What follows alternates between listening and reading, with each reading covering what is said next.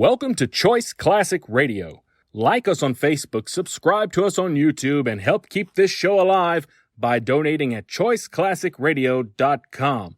For more of your favorite old-time radio shows, join us on our companion podcast, Choice Classic Radio, Mystery, Suspense, Dramas, and Horrors, where we bring to you the most mysterious tales that the golden age of radio had to offer.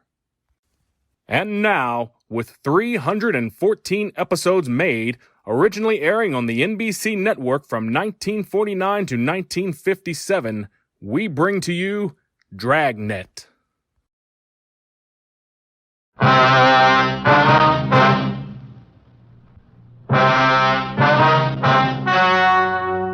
The story you are about to hear is true. Only the names have been changed to protect the innocent.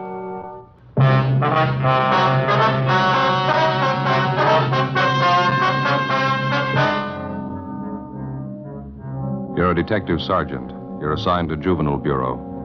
Dozens of petty theft cases are reported in one of the residential areas in your city. The victims, neighborhood businessmen. The suspects, teenage high school students. Your job? Stop them.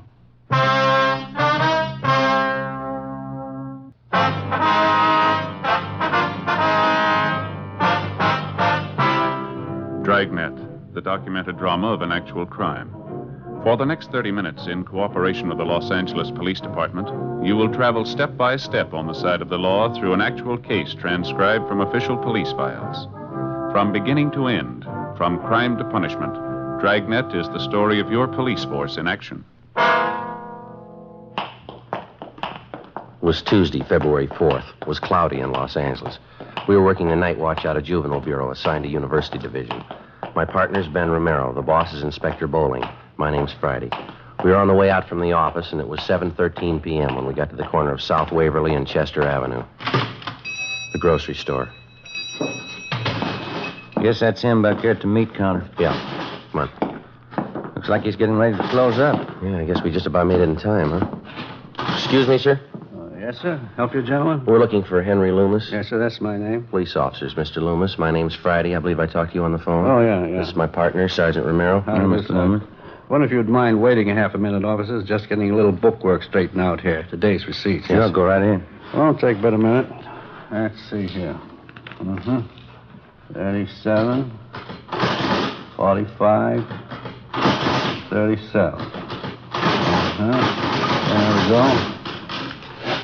Ain't that lousy bookwork. Gonna get a girl to come in and do it one of these days. Let's go up front here and talk. All right, sir, fine. Pull up a couple of stools there. Might as well be comfortable. Yes, thank you. Thank you, You sir. talked to any of the other merchants in the neighborhood yet? No, sir, not yet. We'd like to find out what you have to tell us first. Well, it's one of those high school kids, I can tell you that. I'm sure of it. I don't want to sound like an old grouch, but this stealing's got to stop. You get quite a bit of business from the high school trade, do you? At the noon hour, and then just after school lets out. Usually have quite a bunch of them in here around those times. Mm-hmm. Do you especially cater to the high school crowd? I mean, do you serve lunch here or anything like that?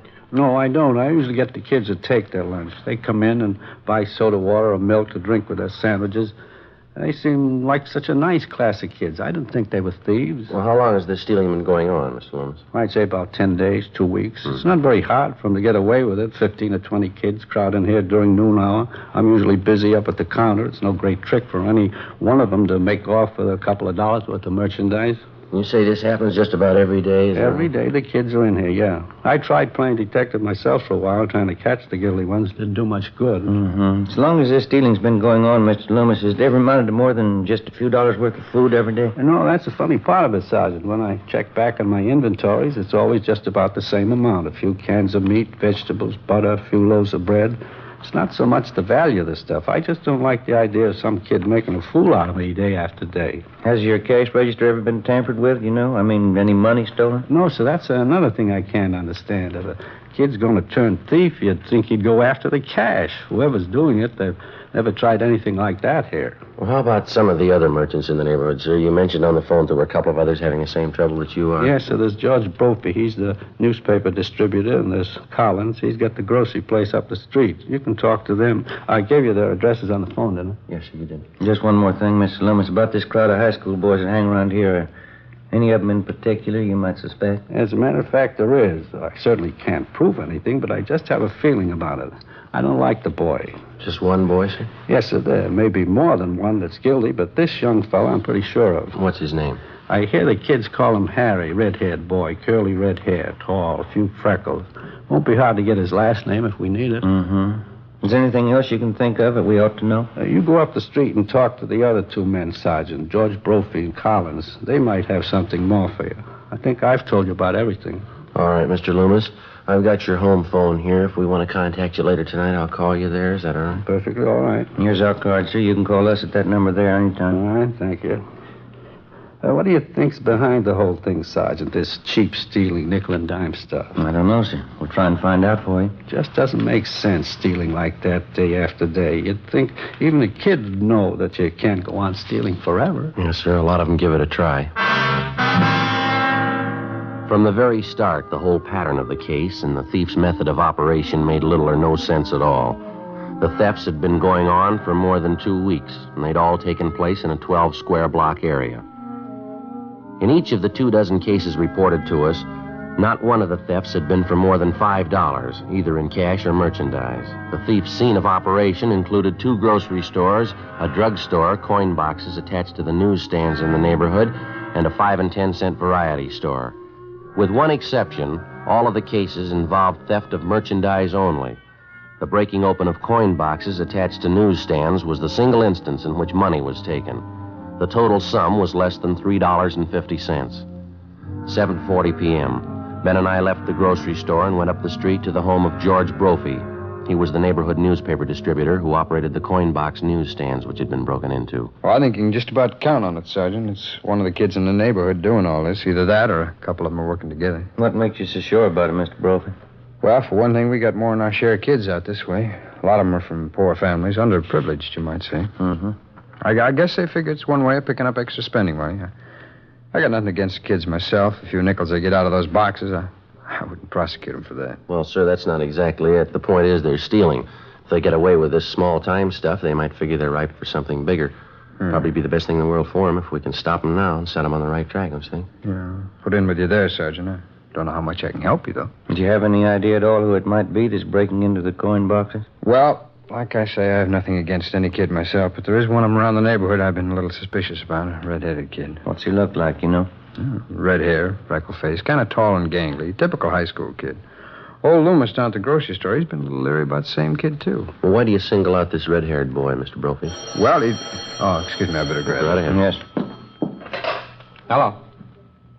Oh, yeah, Maggie, hi. 4 of them. When are they born?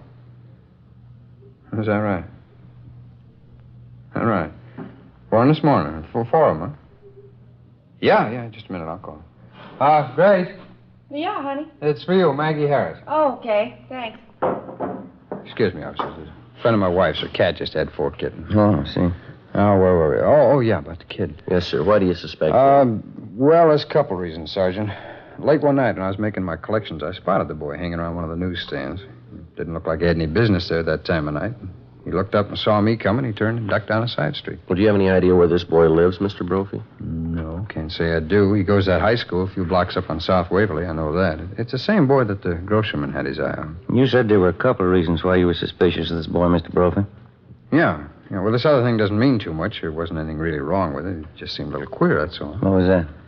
Well, I dropped in at the safety liquor store down the street last week. I wanted to pick up a little something. I saw the same kid in there. Uh-huh. He was asking Benny, the guy who runs the place, if he'd sell him a 5th of bourbon. I heard the kid saying it was supposed to be for his father. His father was sick and couldn't come in. Of course, Benny turned him down. He wouldn't sell it to the kid. And that was the extent of it, huh? Yeah, that's all.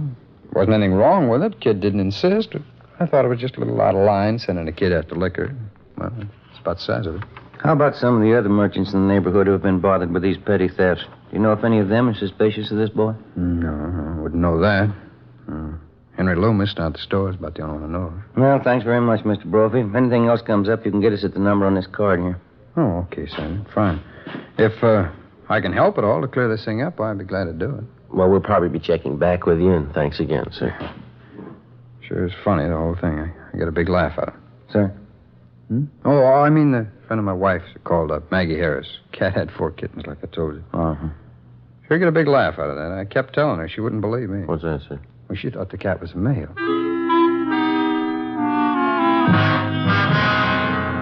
The next morning, Ben and I continued checking with various merchants and residents in the neighborhood where the series of petty thefts were taking place. We located and questioned one more shopkeeper who was suspicious of the tall, red-haired boy known as Harry. That afternoon, we went to the high school on South Waverly Avenue to check on him. From his first name and his description, he was identified by the boy's vice principal as Harry Thomas Dunbar. He was 18 years old and a sophomore with an average scholastic record. We were told that Dunbar had left the grounds about half an hour before with the high school's basketball team. The group was headed for one of the local sports pavilions where the team had one of its more important games scheduled for that afternoon. Harry Dunbar was in charge of selling the printed programs for the game. Ben and I drove out to the sports pavilion and checked with one of the boys collecting tickets at the door. He told us we'd find Harry Dunbar inside at the program stand. These high school kids sure take their basketball seriously, don't they? Yeah, big turnout, sounds like. We're going to be lucky if we can find that boy in this crowd. Yeah. You see him anywhere? No. Which side is the program stand supposed to be on? Well, there's a lot of them along and through here on both sides. Guess we better start checking them out. Yeah.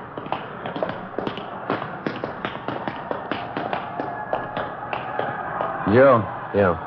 that stand back there on the left, you see? Red-headed kid? Yeah, let's check him, huh? Okay. Programs, dime. Complete programs for the game, 10 cents. Excuse me, son. Program, mister? Your name Harry Dunbar? Yeah, that's right. We're police officers, Harry. We'd like to talk to you for a few minutes, if it's all right. Oh. Well, I can't talk to you now. I'm pretty busy selling these programs here. Then suppose we wait a few minutes, son. See, you only have a few left there to sell. No, it wouldn't do any good waiting. When I sell these, I got something else to do. It's only going to take a few minutes of your time, Harry. We won't keep you long. What is it, officer? What do you want to talk to me about? Just have a few questions for you, son, that's all. Can you step out in the lobby with us for just a minute? What's it all about? I'd like to know. We'd just as soon not talk about it out here. Oh, all right. We can go up this ramp here. All right. There's a hallway back here. Runs underneath the stands, won't be so noisy. Fine, we won't keep you long. Just a few routine questions. This ought to do okay. What is it you want to know about? Do you know a Mr. Loomis? Harry runs a grocery store near the high school. Yeah, old man Loomis. I go down to his store and eat lunch sometimes. Why? How about a Mr. Collins? He runs another store near the high school. Yeah, I know the place. Sometimes I go there, too.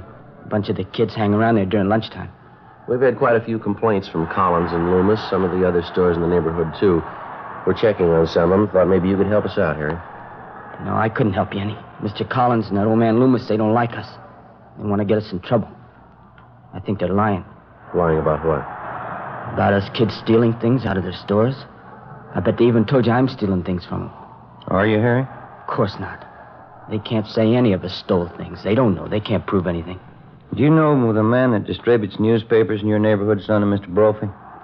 Who? Mr. Brophy. Some of the coin boxes on his newsstands have been broken into. He thought maybe you could tell us something about that. Why me? I don't know any Mr. Brophy. Well, he knows you, Harry.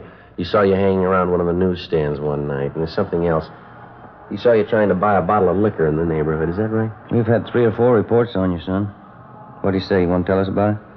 They're crazy. I haven't done anything. Well, you got nothing to worry about, son. I won't tell you anything. Look out, Ben. Here, grab it. I got him. All right. Hold it up, son. Let me go. Let me go. Take it easy, young fella. I haven't done anything. I haven't. Now let me go, please. I haven't done anything. Why'd you try to run away? I have to get home. I gotta get home right away. All right, son. We'll take you there. No, you can't go with me. I have to go alone. Afraid we're going to have to hold on to you, Harry. Either we take you home or we take you downtown. Which is it? I tried to tell him I couldn't do everything. I tried, but it didn't work out. I can't do everything. What do you mean, son? Take me home. I'll let them tell you.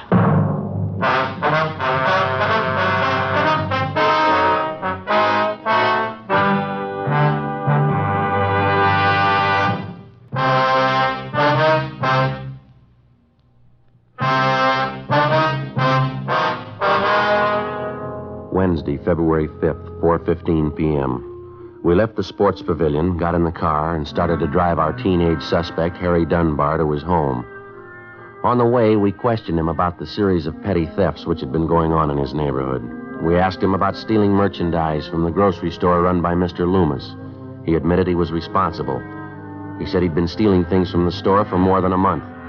We asked the boy about the petty thefts from the grocery store operated by Mr. Collins. Again, he told us he was responsible.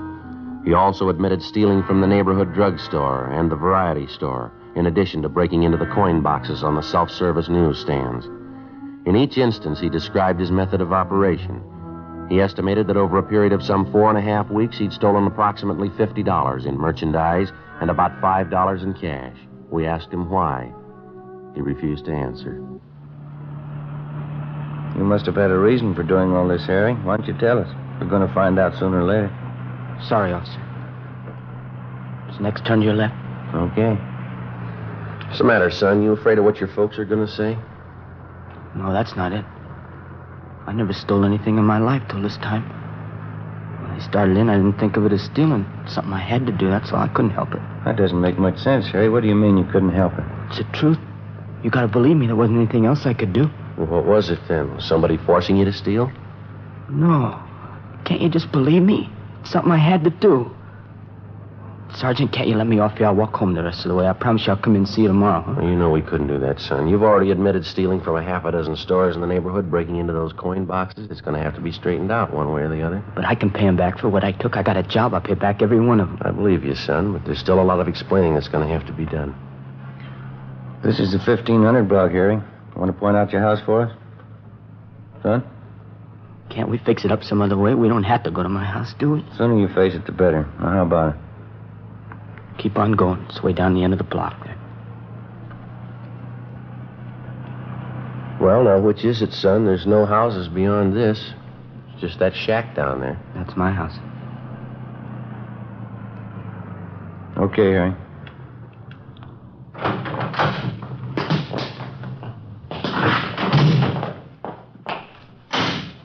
Maybe I better go in first, see if everything's all right. It'll be all right. We'll come with you.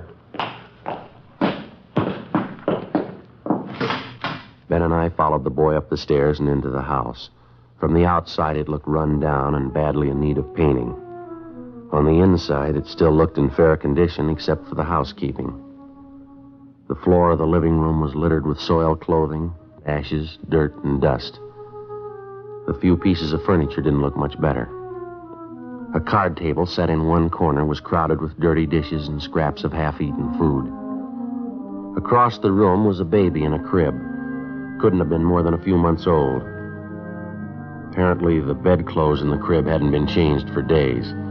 Next to the crib, huddled in an army cot, underneath a few thin blankets, was a dark-haired little girl, maybe 2.5 years old. Her face was thin and pale. She was asleep.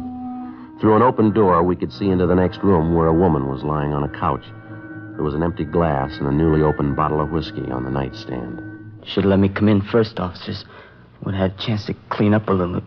Kids mess up the house, you know. Harry, is that you, Harry? That's my mother. Resting a little, I guess. This is the baby in the crib. His name's Jerry. Well, that's my little sister on the cot there. Her name's Annie. Get your mother out here, will you, son? We want to talk to her. Don't get mad at her, huh, will you? Ma's had a tough time lately. She tries to do her best. What's the matter with the kids here, son? Have they been sick? Yeah, the baby had a cold, but I got that medicine there from the drugstore. He seems to be okay. I'm not so sure about Annie, though. She had a bad cold. Doesn't seem to be getting over it. You want to take a look, Ben? Yeah. Get your mother up, son. Yeah. All right.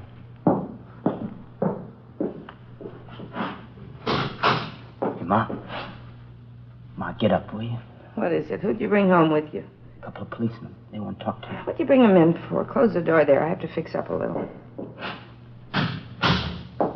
My mother will be right out, officer. All right, son. Joe? Yeah.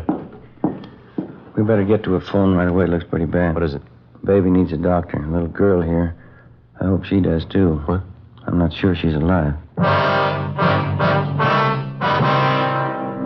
An ambulance was called immediately, and Harry Dunbar's 2-year-old sister Annie and his baby brother were both rushed to the general hospital.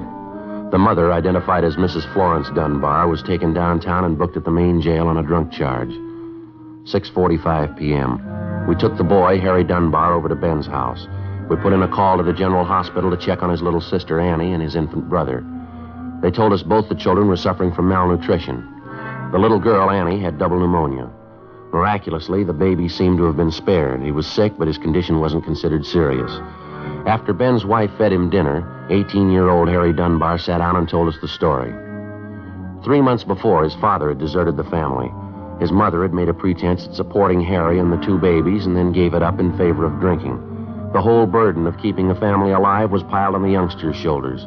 Besides school, he had 3 odd jobs that he worked at to earn enough money to pay the rent, the gas and light bill, food, and general necessities.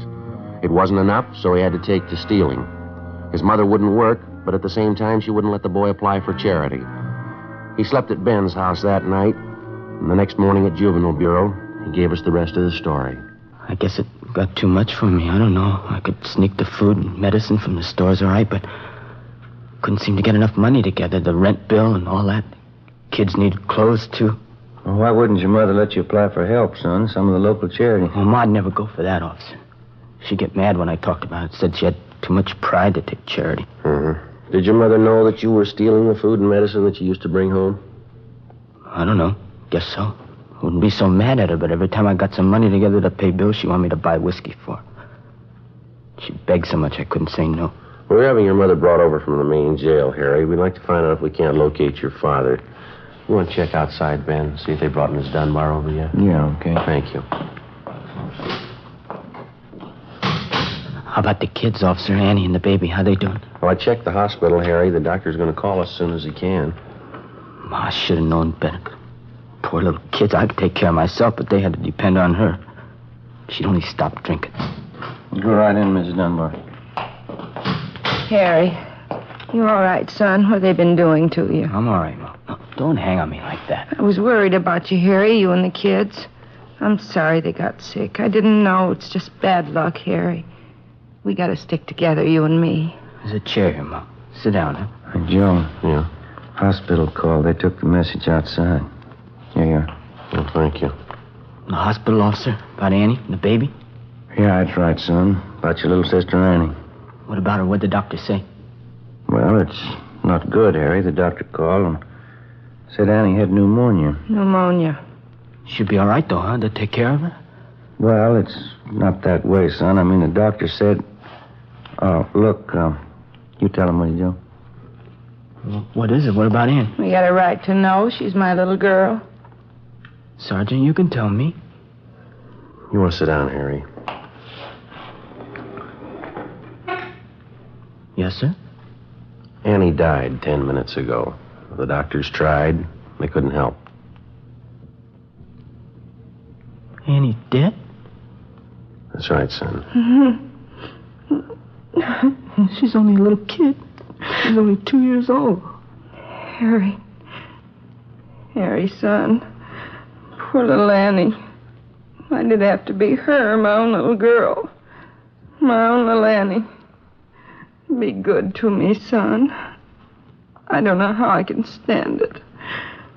My own little girl, Annie. Go outside, Ma. Go outside. No, Harry. I need you. I need you more than ever, son. Be good to me. We have to stick together now. We gotta love one another. All right, Miss Dunbar. No.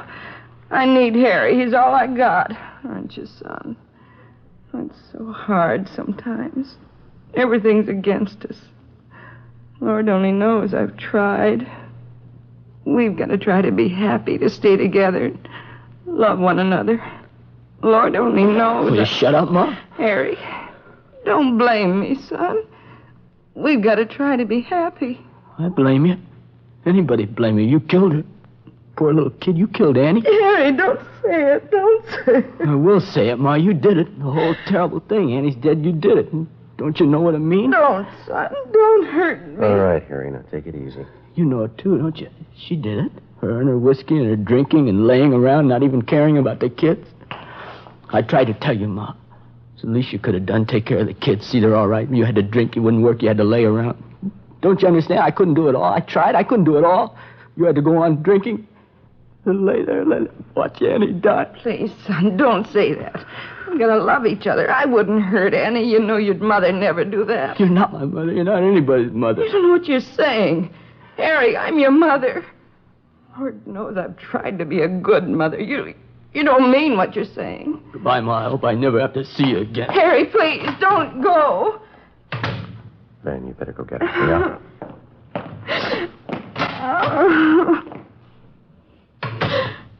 He wouldn't believe me, Sergeant. Lord knows I've tried. It's not easy, a husband deserting you the way Charlie did. 3 kids on your hands. What can I do? Yes, ma'am. Harry ought to understand. I tried. Lord knows it's the best anybody can do. Just try and hope for the best. Yes, ma'am. I've only got one question. Yes. How hard did you try?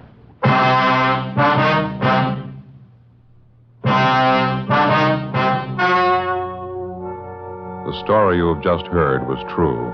Only the names were changed to protect the innocent. On April 23rd, trial was held in Municipal Court, City and County of Los Angeles, State of California. In a moment, the results of that trial.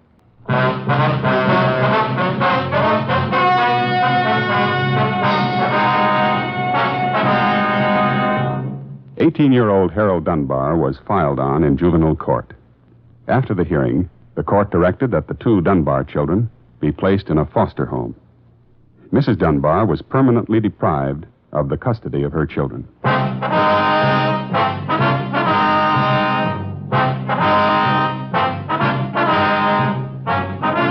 You have just heard Dragnet, a series of authentic cases from official files. Technical advice comes from the Office of Chief of Police W.H. Parker, Los Angeles Police Department. Fatima Cigarettes, best of all long cigarettes, has brought you Dragnet, transcribed from Los Angeles.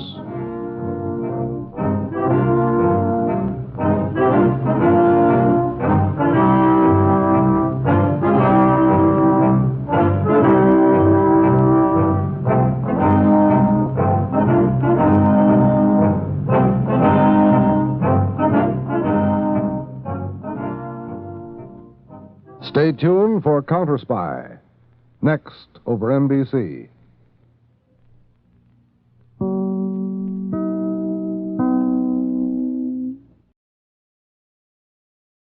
That concludes today's episode. We'd like to thank you and remind you to donate at choiceclassicradio.com. Remember, your donations make episodes like this possible.